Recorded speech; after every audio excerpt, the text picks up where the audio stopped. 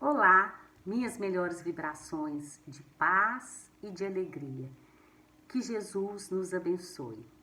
Aos meus queridos amigos do Centro Espírita Fraternidade Cristã Hilário Silva, recebam o meu carinho sincero e a minha gratidão pela oportunidade de trabalhar. Emmanuel nos diz que aonde há fraternidade, há compreensão. Onde há compreensão, há perdão.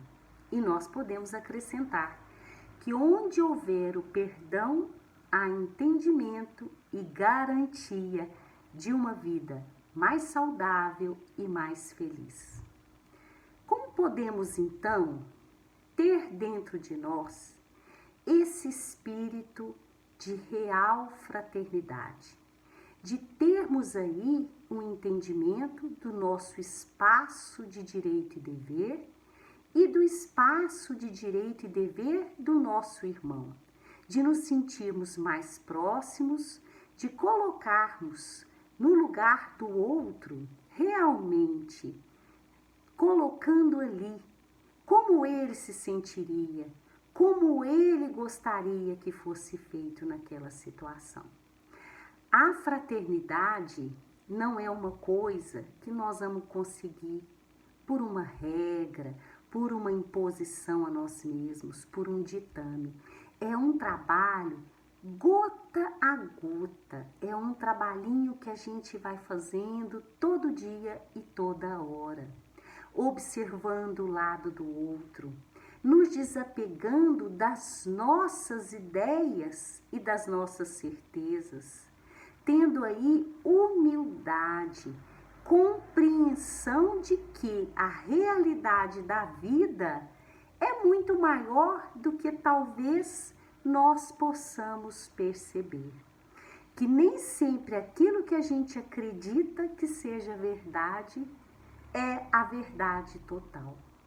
O outro, na sua forma de comportar, então, vai ter sempre um motivo por trás daquele jeito de comportar. Então, quando a gente observa que o outro faz o que pode, o que é capaz, a gente começa a ser mais tolerante conosco mesmo e com os outros. A gente fica mais indulgente, a gente fica mais paciente, a gente fica mais alegre nos nossos relacionamentos e na nossa convivência. Lá no Livro dos Espíritos, no capítulo onde Allan Kardec tratou a respeito das leis morais, nós temos na pergunta 766, Allan Kardec fazendo a indagação: se nós temos aí na sociedade algo que seja da natureza. E aí os espíritos respondem: certamente que fomos criados para viver em sociedade. Nas próximas perguntas, vem aí as explicações, nos trazendo por que viver em sociedade é tão importante para a nossa evolução, para o nosso desenvolvimento como espíritos. Então, temos aí tudo à nossa disposição para isso. Vejam vocês, nós podemos ver, nós podemos ouvir, nós podemos falar. A maioria das coisas a gente tem que fazer em trabalho de equipe. Ninguém dá conta de fazer tudo sozinho e de viver sozinho o tempo inteiro. Então, aprender a conviver, aprender a se relacionar, nossa, é coisa assim, ó, urgente na nossa vida, porque daí nós vamos ter um ambiente muito mais saudável, nós vamos conseguir aproveitar das convivências e do outro o que existe de melhor na situação e no outro, e vice-versa, né? Vai haver uma troca muito mais saudável, muito mais feliz. Temos alguns os defeitinhos nossos, né, que atrapalham muito a gente a desenvolver esse real espírito de fraternidade. Às vezes a gente é tão obstinado, né? A gente tem tanta certeza, a gente quer uma coisa porque quer, na hora que a gente quer, do jeito que a gente quer, não importando que dano que isso vai trazer para o outro e para nós mesmos, né? Então essa obstinação, ela nos atrapalha muito, porque lá na nossa consciência, nas leis de Deus que estão escritas na nossa consciência, tá lá o senso de fraternidade. E quando a gente quer uma coisa do nosso jeito, na hora que a gente quer ser atendido, custe o que custar, muitas vezes nós vamos estar atrapalhando a vida do outro. Nós vamos estar indo contra o direito que o outro tem também de querer e ser. Aí, como na nossa consciência está escrito que isso é violar uma lei de Deus, a gente já sabe inconscientemente que muitas vezes não vamos alcançar o que a gente quer. Por isso que a gente tem tanto medo, né? Por isso que a gente vive com tanto medo. O medo, ele é um bom sinal, né, de que a gente está indo contra essas questões do direito, do espaço que o outro tem, porque ele nos dá um sinal de que a gente está se comportando de uma forma que não é o melhor para nós, que não é melhor para o outro. Então, observar, né, das coisas que a gente mais tem preocupação e medo, analisar isso profundamente, vai nos ajudar muito a aprendermos lá na frente a sermos mais fraternos. Além dessa obstinação com as coisas, né? Além do medo, o nosso orgulho. Vixe, falamos de orgulho. Esse nosso companheiro milenar, né? Onde a gente acredita que a gente pode reinar, que a gente é bom, que a gente é ótimo, mas mais ainda, que o outro tem a obrigação de ver que a gente é isso tudo, né? Então, o orgulho, ele nos faz não ter a condição de perceber a nossa real situação e a situação do outro. Quem realmente a gente é e quem é o outro, como as coisas realmente são. Tem uma coisa da programação neurolinguística que eu acho ótimo, que fala a respeito do mapa e do território. O território, gente, é tudo aquilo que é verdadeiro, é tudo aquilo que está verdade mostrada. E o mapa é o jeito que a gente vê isso. Como é que a pessoa pode se dar melhor no sentido de progredir, evoluir e se transformar moralmente a ponto de ser um indivíduo mais fraterno, universalmente mais fraterno, irmãos?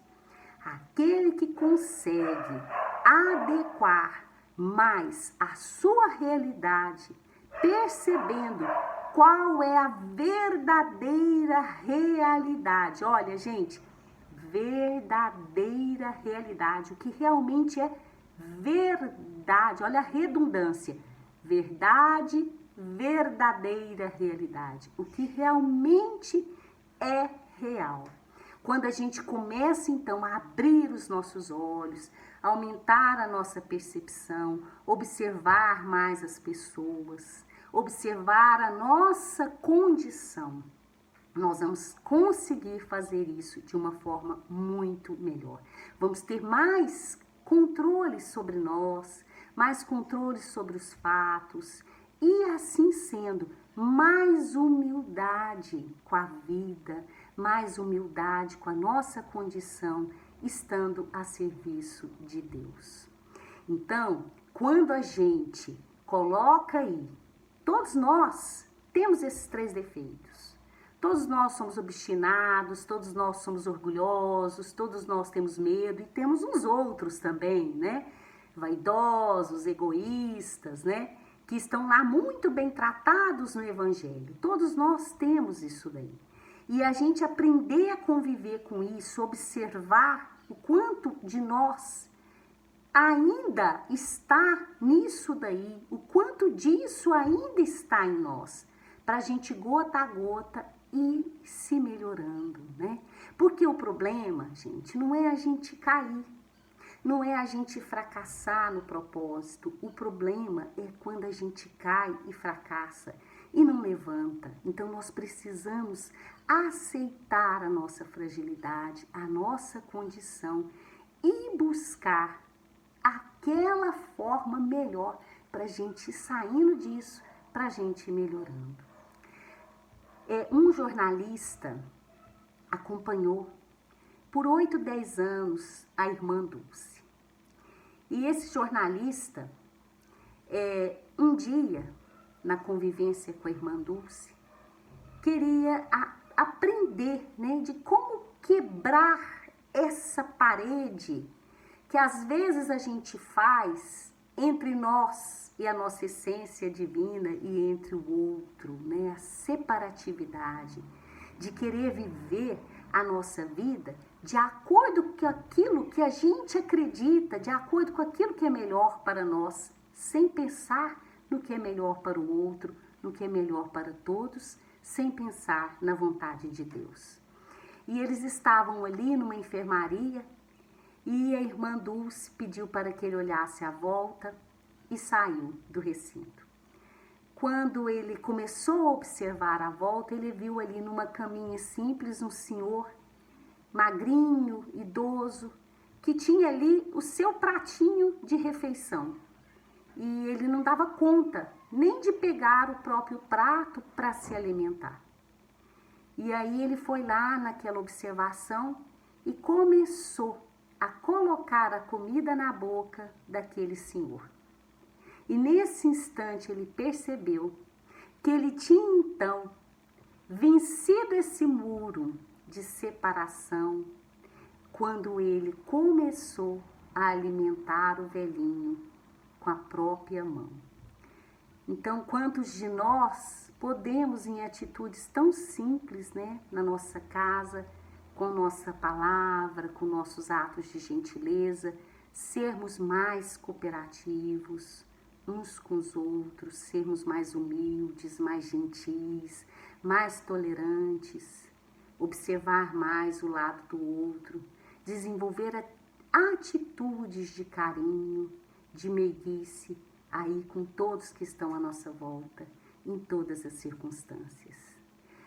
Não traçarmos objetivos, talvez tão distantes ainda da nossa condição, mas que a cada dia, a cada amanhecer, a gente possa despertar e que os primeiros pensamentos que nos ocupem seja o pensamento de boa vontade para servirmos a Deus, cooperarmos com Deus, estarmos a serviço de Deus na sua grande obra na humanidade.